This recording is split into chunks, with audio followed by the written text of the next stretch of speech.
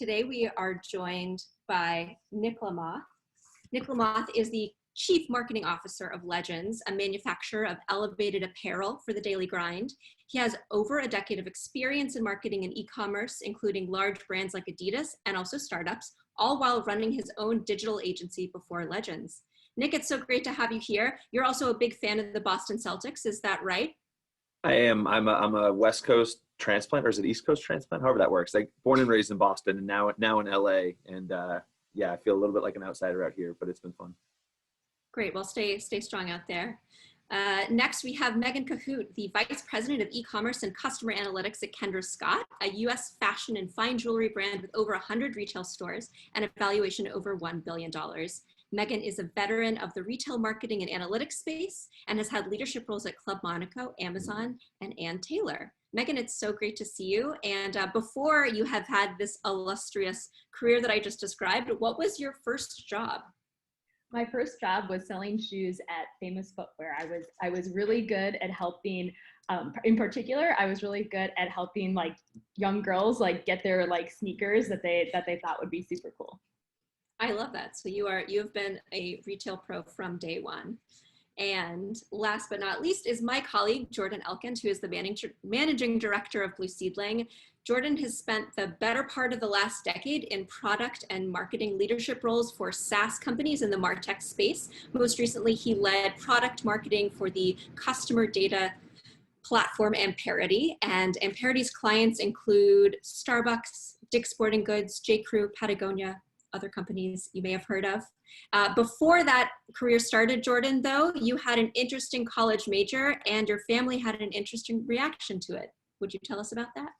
Yes, my parents cried when they heard my college major, which was medieval studies. This is what happens to all of you young parents when you raise a child that doesn't get out enough, ends up majoring in medieval studies. But I like to think that I've had the last laugh because in many ways, 2020 feels like a throwback to the Middle Ages. It certainly does. Thanks, Jordan. All right, and so I bet you're wondering, if you don't know already, who is Blue Seedling? Well, at Blue Seedling, we are a boutique marketing agency. We work with Israel's fastest growing startups. We are both an Israeli and an American team based in Tel Aviv and the US, and we are full stack marketers, and these are some of our clients. All right, let's get into it. So before we get into the wonderful insights of the panel, let's talk about the big picture of where we are today in terms of the retail space, the e-commerce space, and the challenges that are unique to this unprecedented moment. So Jordan, why don't you walk us through the challenge? Absolutely, thank you, Lauren. Having spent the last decade working with and selling to retail companies, in my mind, there are actually three things that are completely unprecedented about the moment where we find ourselves now. The first, for those who have been in the retail tech space for a while, you've probably heard this phrase, retail apocalypse. We like to say the death of the retail company has been greatly exaggerated because although the retail apocalypse has been talked about for the last decade, there have been tremendous success stories and digital pivots. What we've seen in 2020, largely accelerated by COVID, has been an incredible acceleration of the pressures put on the business models of traditional retailers. We've seen a historic number of failures, and even for those companies that have managed to emerge intact, real contractionary mode in terms of their forward investments. So this has put a lot of pressure, obviously, on technology companies that are looking to sell to retailers as they become more mindful of every dollar that they spend. Secondly, get ready for an eye chart here. I don't know how many of you have followed the Lumascape or other charts showing industry saturation amongst MarTech over the past few years. When I first started as chief product officer at a customer data platform almost a decade ago, this was like a fun little cocktail party conversation topic. And it's since burgeoned into, yeah, I would describe it almost as a sick joke, right? There are close to 8,000 marketing technology vendors crowded into the space. This is the MarTech 5,000, but we've gone way past 5,000 at this point. Each of which is vying for the limited attention and budget share of the retail marketer. So competitive saturation is factor number two. And then the third factor that we've been really attuned to and perhaps may resonate with those of you who are looking to sell to or market to retailers is in our space, marketers are social creatures, especially in retail, and the event, whether it's a conference or an intimate dinner, has always been a really important B2B marketing channel. I know at the retail tech companies that I've been a part of, this has been one of our most profitable sources of lead gen. And of course, because of COVID, this is a channel that has now been essentially shut down, or at least changed quite a bit from the marketer's perspective. And so at the risk of being melodramatic, I think of us as being almost at a moment of the perfect storm, where the industry finds itself, if not in free fall, certainly in contractionary mode, where there's more scrutiny over every investment and less budget sloshing around. Two, we're facing the most saturated MarTech landscape that we ever have. And three, the most reliable and fruitful channel for us in terms of reaching retail marketing leaders has been significantly compromised by COVID. Unless this all seem like bad stuff, Lauren, I think you've got some silver lining for us. Yes. Or at least we're going to learn a thing or two from some of the fellow panelists here. Absolutely. So thank you for setting the scene, Jordan. Obviously, it can seem very intense, but luckily we have three people here today who have, for lack of a better term, are sort of at the eye of the storm and have come out or are there with a lot of great insights. So our speakers have sort of shared with us in advance 5 main lessons that they've gleaned from this, this environment they find themselves in. So we're gonna dig into those lessons from the front line. And our first lesson from the front line today is make yourself a COVID necessity. And Megan, I would like to start with you here. So Kendra it's an omni-channel retailer, and you have over 100 retail locations. So can you talk us through how your priorities, how your buying processes have shifted in the past couple of months in light of COVID? So thinking about priorities, when our stores shut down in March, we immediately realized that we needed to change things on the website in order to kind of give the customers that experience that they were having in stores on the website. So some of the things that became very important were launching a virtual try-on tool, launching some virtual styling sessions, seeing how our customers responded to that. We also launched virtual Kendra Gives Back events where we gave back to charity. So we were very, very focused on how could we bring as much of that in-store experience on the website. And so in terms of how we looked at different partners, as I was going through emails and seeing what was happening, I really was looking for tools that would help me offer those things. And on the screen right now, we have a slide here about our curbside pickup. This was something that we knew that when stores reopened, that many customers wouldn't feel comfortable just coming into stores and shopping. And honestly, we didn't know if there was going to be a long period during which we could offer curbside but not shopping.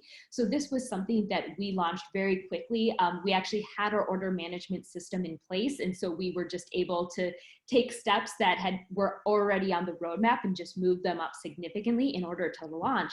But this was a space, I think, between curbside and same-day delivery was very interesting, because what I saw in kind of the MarTech space was that there were vendors that previously had worked on app development or honestly even just Uber. The fact that Uber now is reaching out to you to say like, hey, we can help offer same day delivery. There was really an influx of vendors that enabled companies to set up things like this really quickly. And I think that really helped vendors stand apart because they were responding to some of the most immediate challenges that retailers were having.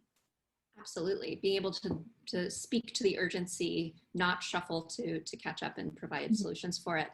That's great. And Jordan, I think that you have sort of a relevant example here too, having led product marketing for a CDP at the beginning of COVID. Can you tell us about that? Yeah, for sure. Megan, I love the observation about logistics companies kind of reskinning themselves or finding a way to tie themselves to the need for same-day delivery.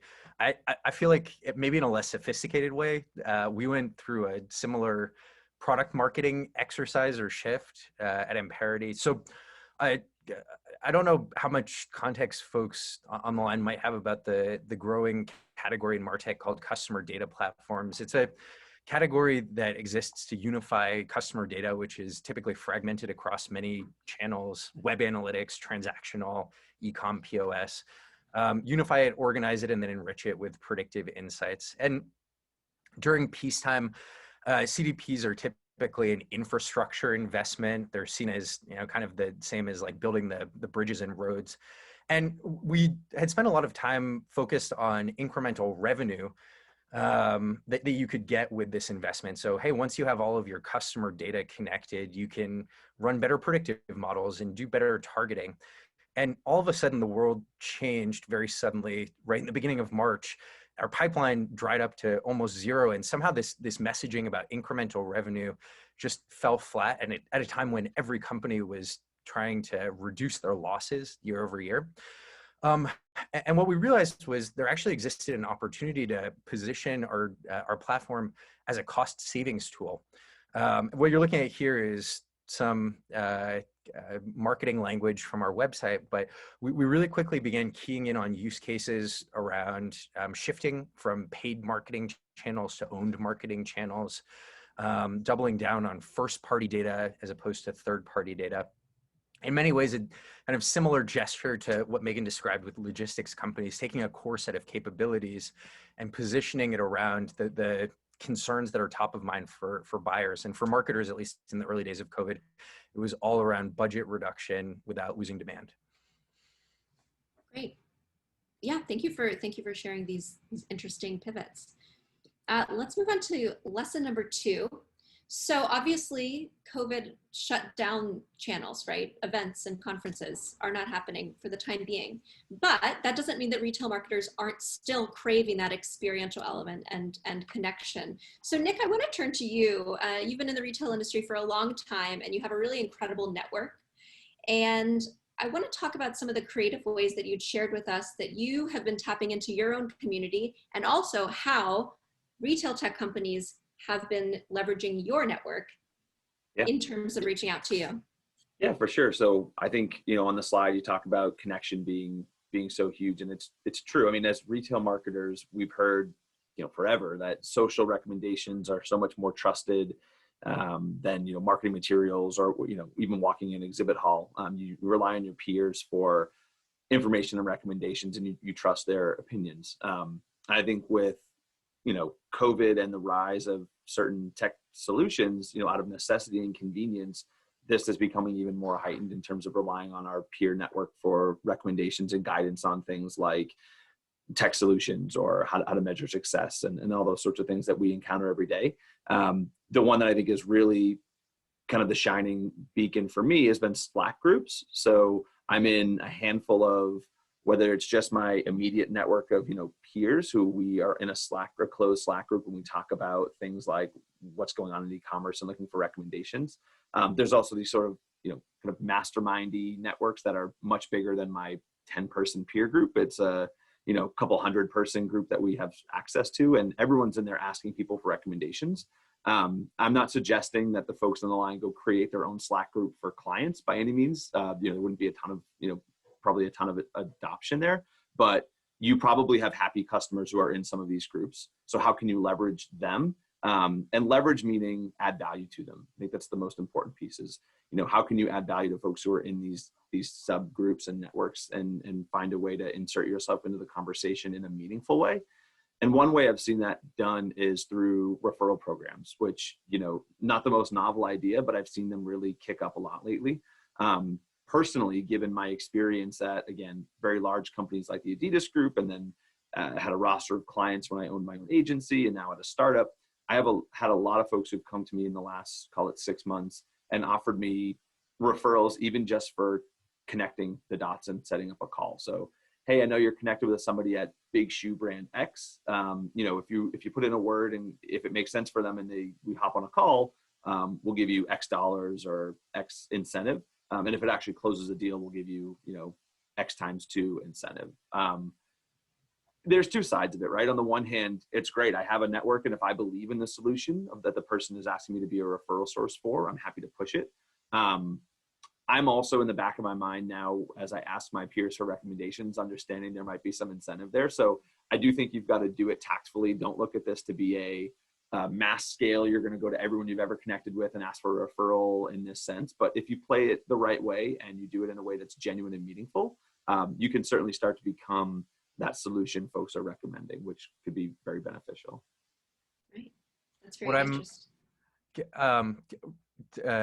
reading between the lines a little bit, Nick, on your comment, it seems like the brands potentially that have been the most successful in leveraging your network are ones where you already know them well. And so your endorsement of them is genuine and authentic. And obviously you're a super well-connected guy. And I'm thinking if I were in the brand shoes, I would want to really hone in on the people who can full-throatedly endorse my solution, have seen success with me along the way, and those super connectors who can get the message out to lots of folks. Yep, 100%. And, you know, I always, it's more meaningful for me personally to recommend a solution to a friend that works for them and have them be happy and have them know that I really helped them out. If there's an incentive along the way, that's great. It probably keeps the solution top of mind. But it's, again, making sure that these are genuine and making sure I feel really good about who I'm referring. So certainly, you know, to the folks that are sitting in on this, you know, it's lean on your happy customers that, you know, can get behind your solution. Yeah. Thanks to both of you. I love the idea of super connectors, and I bet if people look at their audience, they'd be able to, you know, figure out who they might be. Megan, I'd love you to chime in here too on a slightly different end. I know it sounds like you've been too busy for the regular virtual conference route these past few months, but can you talk to us about some of the more intimate virtual gatherings with industry folks that you've been to recently? I think in general, I always really like events that different vendors hold. For example, I moved to Austin a couple years ago, and one thing that I found is that there were a lot of dinners with vendors that I wasn't necessarily working with, where they were actually putting me in touch with people in similar roles around Austin. And that's something that I haven't seen a lot of happen during COVID, but I would love for that to continue to happen. And actually one event that I thought was really, really interesting, because I think at this point, like, we've all had a lot of different webinars to talk about the impact of COVID. We kind of know that already, and there's a point at which it almost is exhausting to continue to talk about that. But one company I work with actually put together an event that was a wine tasting. And so the primary purpose of the event was the wine tasting, or maybe not the primary purpose of the event, but the draw was, we're going to send you wine, we're going to do tasting. There was people from a winery that spoke to the different types of wine. And at the end, we all ended up talking about e-commerce anyway. But it was really nice to have that as a reason to get on the call and to connect with folks. That's great. I love that. I also want to know who's doing these virtual wine tastings. Fabulous. All right, moving on to our next lesson, this is one that I particularly love. Talking about the utility of relevant, unique content right now. And so Jordan, I'm going to turn to you. So early on in the COVID times, as we're calling them, you realized that there were some rules of the game that were changing, demand was plummeting, and retail marketers were looking for guidance. They were looking for clarity. And can you tell us how you sort of harnessed that moment, and how you then ended up using that moment to build relationships in a specific way? For sure. I alluded to this earlier, but the first 2 weeks of March were a really surreal time for us, because during that time frame, our entire marketing funnel like fundamentally changed. Top of funnel leads started drying up. Existing conversations went dry. And in retrospect, I mean, this is super obvious, right? It was because every e-commerce and retail company was grappling with this new reality and trying to figure out how to soldier on. And what we realized, or at least imagined at that time, was history would judge us by how we reacted over the coming weeks and months. In other words, could we dig deep to provide value to our retail community that might not get them to buy immediately because nobody was in buying mode, but would engage them and educate them and help orient them around how to make sense of the upheaval. And this ultimately took form in the shape of a piece of data journalism, which is one of the most powerful tactics that I can recommend around creation of unique content. Because Amperity, again, customer data platform, worked with a portfolio of over 100 retailers, we were able to anonymize and aggregate individual user level consumer behavior from across channels, across product categories, verticals, company types, and actually turn this into a dynamic benchmark, which became a web asset. So visitors could go to a website and learn on a daily basis how customer demand was changing across marketing channels, product categories, geographies. We turned it into a source of publication. So what you see here in the lower left is ebook, and the press really caught on to the findings and recommendations that came out of the Amperity Retail Monitor. I know to some extent we benefit from a scale that might not be shared amongst all the folks on the phone, but I bet if you think about what data you have access to amongst your own customer base, there are lots of really, really interesting and relevant stories locked away in your customer data that could be illuminating and certainly interesting to other folks in the industry. And so the net of this exercise was, with very little spend or outlay, we were able to get incredible earned press coverage across some of the publications that you see here, and actually generated over 50 MQLs in a single month. In any case, data journalism is just one of the tactics. I know, Nick, when we were chatting earlier, you were talking about some of the new sources of information that have become particularly important to you, less kind of mainstream industry pubs and more voices from folks like community. Tell us a little bit about that. Yeah, so it goes back to, again, thought leadership, right? And, you know, I personally have a few folks. I feel like more and more, this is definitely true for me, and I know it's true for a lot of folks in my network, we're doing less reading of, you know, the blogs that are, you know, the HubSpot blog or the whatever marketing blog people followed over the last, 5 years. And it's more looking towards the thought leaders, the individual thought leaders, not the brands who are positioning themselves as thought leaders.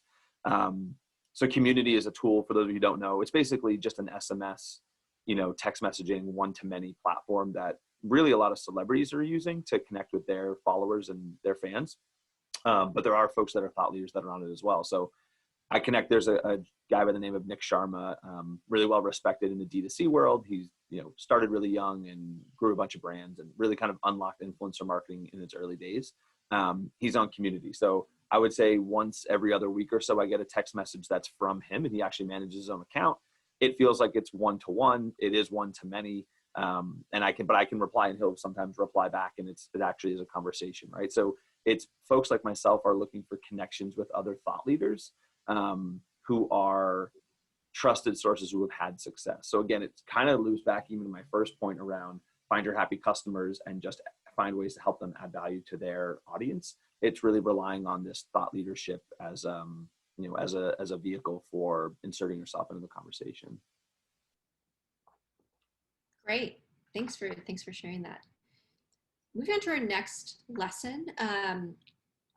We're phrasing this as develop an offer and pricing strategy that builds incremental trust. And so Nick and Megan, you've both, you've alluded to the fact that dozens of retail tech vendors have reached out to you over the years, over the months really. And we've spoken about the importance of pilots and proofs of concept for ways of building incremental trust with these vendors. So Megan, I want to start with you about examples of maybe a pilot that worked well with a vendor.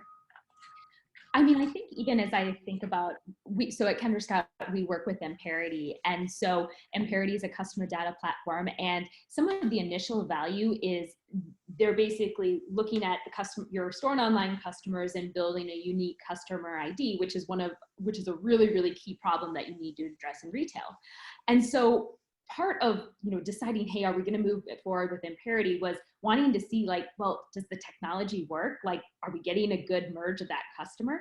And so we expressed that concern to Amperity, and we actually started our work with a pilot where I think we shared a portion of our store data, a portion of our online data, and actually let Amperity use their technology so that we could see what did the result of the merge look like through Amperity versus using a different technique in our own database. So we were actually able to see what was the power of the work that happened. And it's just, you know, there's only so many dollars, marketing dollars. You're held to a pretty high expectation of what return on investment is. And it can be really complicated when you're just looking at different case studies, because everything sounds phenomenal in a case study. And sometimes it's just really, really critical to be able to see that yourself in order to make that final decision. Great, thanks for sharing. Nick, do you have a experience with pilots or proofs of concept that you thought worked pretty well coming from a vendor? Yeah, I mean, I think that the really, you know, the key, like a broad scope, is just make it relevant, right? Make it a no-brainer and sort of quote unquote customize the offer if you can. So, and that comes down to understanding who you're pitching.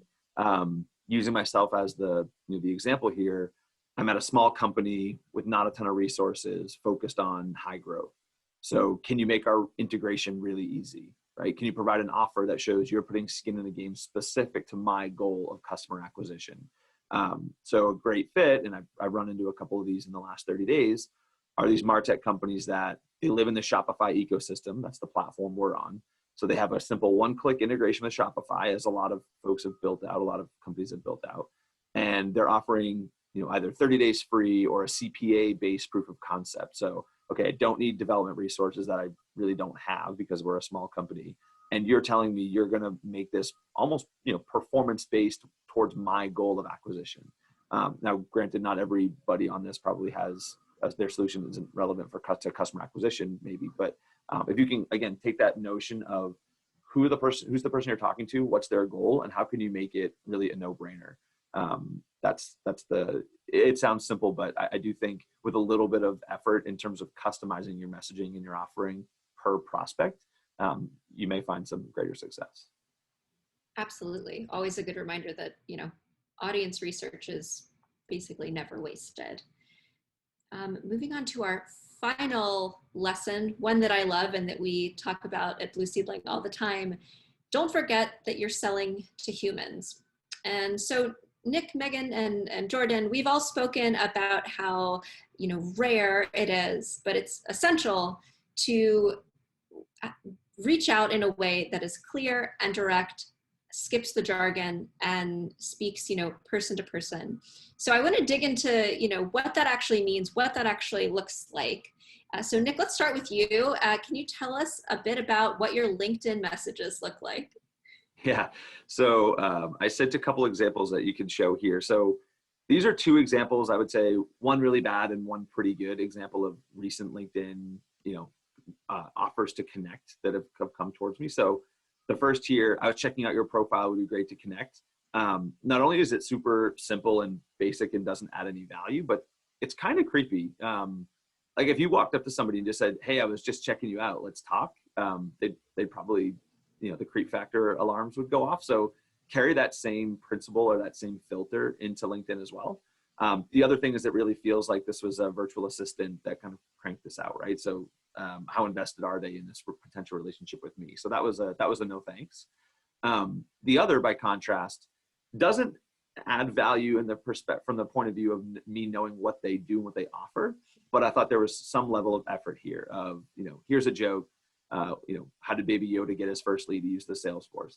This person wasn't reaching out on behalf of Salesforce, so it wasn't so self-serving or anything. I laughed. I initially accepted and said, this was funny, great, happy to chat and learn what you do. So two kind of contrasting tales. I would say neither is like a super home run, because the one thing I think they're missing, or the things that I think they're missing in general, are they don't tell me what they do. So it's really, I appreciate honesty up front, right? So tell me in, you know, 20 words, what do you do? Tell me you'd love to connect if I think this would be a good fit for now or in the future. If it's that simple, hey, I'm working for company X, we do Y. If you think this would be helpful for you, I'd love to connect. If not, maybe we can add value to each other.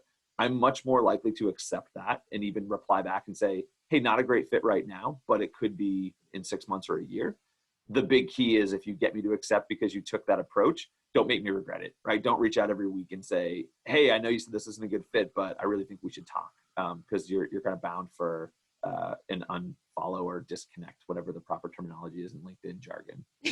Yeah. Nick, I was 100% convinced that this was from Salesforce. It's not, no, believe it.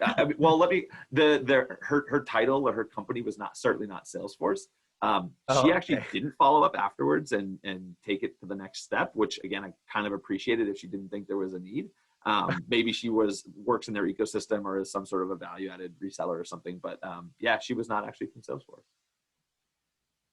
Wow. Love it. So you're also, something you talked about there, obviously you want to know what they want to do up front in the message. You also want it to be absolutely relevant and personalized to you and what your needs are. And they should know that right off the bat. Let's go to Megan to talk about, maybe when personalization goes too far. I think you have an example of what that looks like. Yeah, so there are definitely vendors that reach out. There's definitely one vendor that a couple of times has reached out, and they've referenced my college and like included pictures of like football games and waffle makers or the mascot in the email. And it's just really, really difficult because you're like, am I supposed to know you? Did we go to college together? What do you do? And it doesn't, I'm thinking about all sorts of things other than how this service could actually help me as a company. And so it's definitely a bit frustrating. I agree with Nick. I think that being direct about what you do is really, really important. Thinking about those LinkedIn messages, I was thinking about this the past couple of days about, have I had successful reach outs from LinkedIn? And we work with a company called Morels, and they're a virtual earring try-on solution. They'll be moving into other categories, but they reached out with a very, very simple LinkedIn message, and they've been one of my favorite vendors that we work with because we've really built a strong relationship where they've changed the tool to work for what we need on our website, and we've really been able to build something that works for both of us. And so the LinkedIn messaging does really, really work. And I think that some of the point here is that it can be a bit of a long game for some of the sales. There's definitely companies that have reached out to me that, day one, it might not be a good fit. And you look at that MarTech platform, and one of the biggest challenges is that you might have a tool that does half of what this tool does, but when you really think about the ROI of it, you can't look at the full ROI. So it can take time to get a vendor that you're working with to really make sense in your ecosystem.